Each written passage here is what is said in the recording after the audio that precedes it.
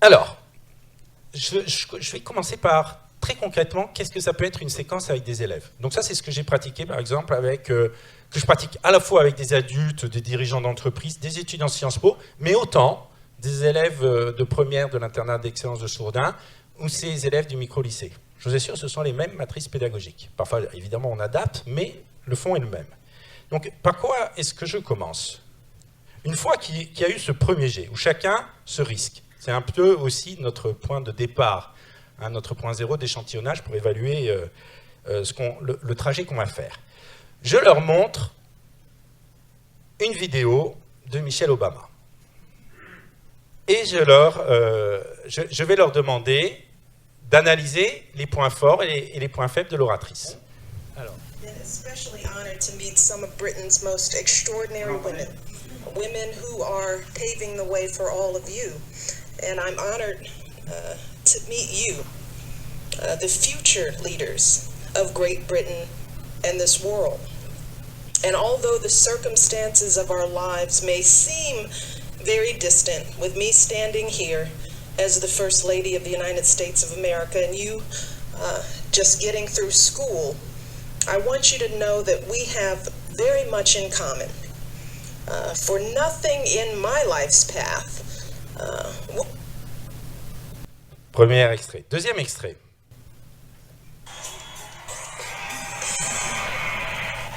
Thank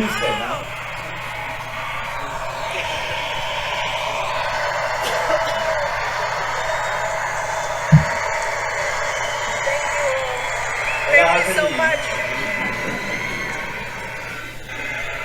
You know, it's hard to believe that it has been 8 years since I first came to this convention to talk with you about why I thought my husband should be president. Remember how I told you about his character and conviction, his decency and his grace, the traits that we've seen every day that he served our country in the White House. On pourrait continuer. Alors, je vais vous poser cette question. Premier extrait. Point fort, point de progression. En contraction, Ouais. elle se ferme complètement. Elle se ferme. Et aussi, on l'entend, la respiration. Vous voyez, elle court après sa respiration. Et comme elle court après sa respiration, elle n'est pas dans l'art. Parce que l'art, c'est quand j'ai ma conscience de ma respiration, vous voyez, et je vais pouvoir moduler tout le reste. La voix, la relation à l'auditoire, etc. Donc, il y a des qualités, hein, on est touché par son propos, etc. Mais on sent que ce n'est pas idéal. Alors, qu'est-ce qui a progressé ensuite? Ouverture du diaphragme, regard projeté, ouverture des bras, ici, et aussi les sourires, et aussi les silences. Et les silences dans la parole, les silences, c'est comme en musique, hein. C'est ce qui va permettre à l'autre d'écouter, de recevoir. Les silences, c'est ce qui va donner le rythme. Le silence, c'est la matière première de la parole. Ça aussi, c'est important pour les élèves, hein, d'enregistrer ça, parce qu'il y a toute l'écoute dedans. Allez, je vous propose, parce que sinon je sens que vous allez rester sceptique, je vous propose un petit exercice que je fais avec les élèves, et que vous pourrez faire aussi. Il faut se lever, si vous voulez bien.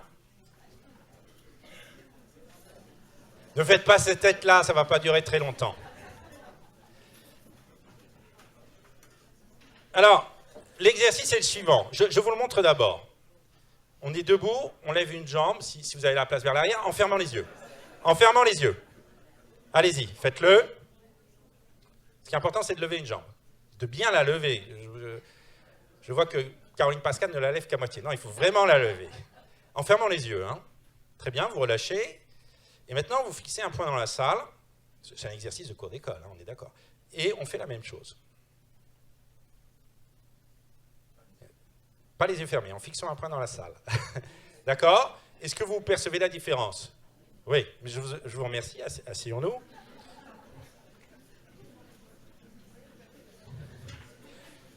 Donc ça, voyez-vous, c'est le premier exercice que je fais avec les élèves. Le regard, et parce que souvent dans leur première prise de parole, ils vont avoir le regard baissé sur le côté flottant. Ça nous arrive aussi, hein. Et parfois par anxiété, par timidité. Mais vous voyez bien, et on retrouve un principe, je pense, qu'on étudie en SVT, c'est que si je fais ça, je provoque du déséquilibre interne. Et par conséquent, le fait de donner mon regard sur un point fixe, ça va créer de l'équilibre. Donc même si je suis timide, anxieux, eh bien je vais commencer par ça. Mais du coup, ça va me donner un point d'appui.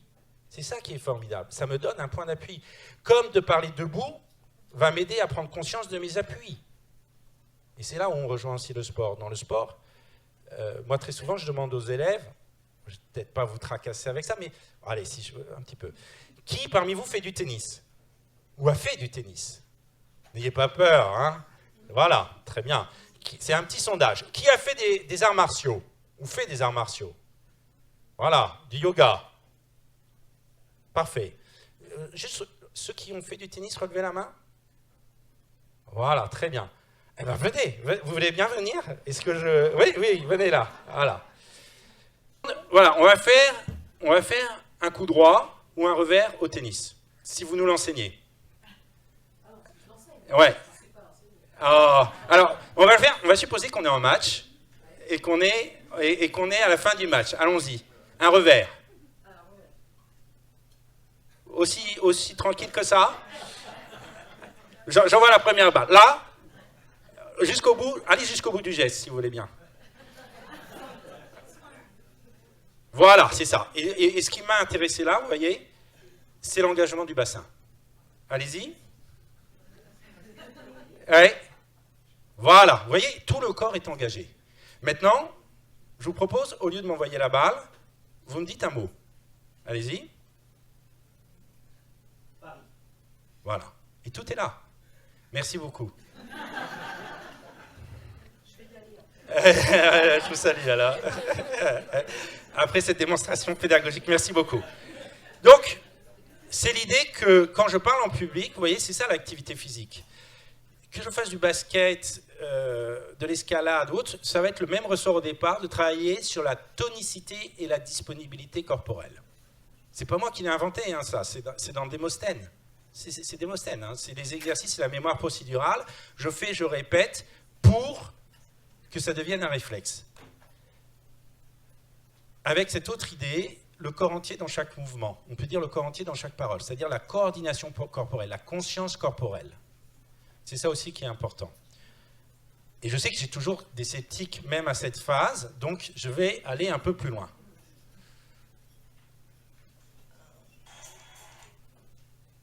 Juste cette question de la coordination corporelle. Là, j'ai mis un petit mannequin de peintre des années 50.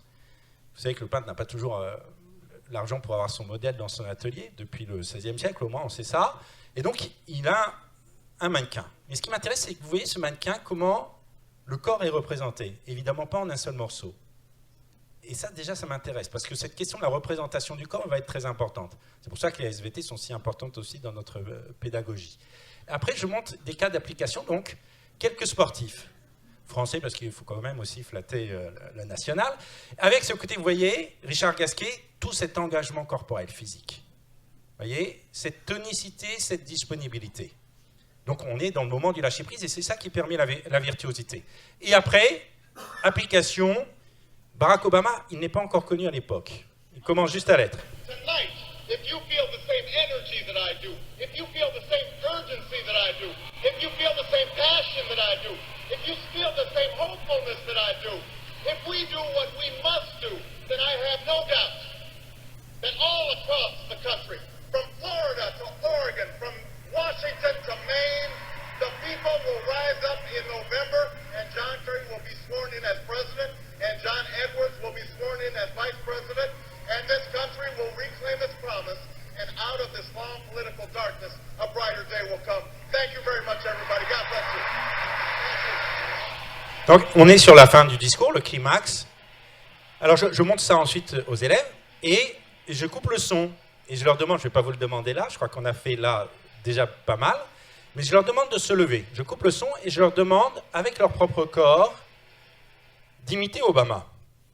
Vous voyez ? Et donc là, on rentre l'idée que voilà, tout le corps est engagé, qu'il y a une rotation du bassin, qu'il y a la présence, il y a le regard qui est adressé. Vous voyez tout ça. Et après, évidemment, on n'est pas toujours devant 30 000 personnes, etc. Mais après, ce qu'on a fait, et c'est là où l'ami comédien de Démosthène est très important. Quand il dit, la base, c'est la même chose. Après, c'est différent. Et il le dit même, hein, quand il vient le raconte. Le comédien, il va devenir théâtral, il va faire des grands gestes. Ce n'est pas ce qu'on demande de l'orateur. Mais la base est la même, c'est-à-dire qu'au lieu de faire des choses théâtrales, vous voyez, je suis devant un exposé, mais c'est juste d'avoir conscience de mes points d'appui, le corps engagé comme ça, le regard adressé, au lieu de bouger, même là, pas comme Obama, avec une amplitude de 30 cm, mais juste d'1 centimètre, mais ça change tout, vous voyez, par rapport au corps coincé. Donc c'est ça qu'on a à transmettre aux élèves.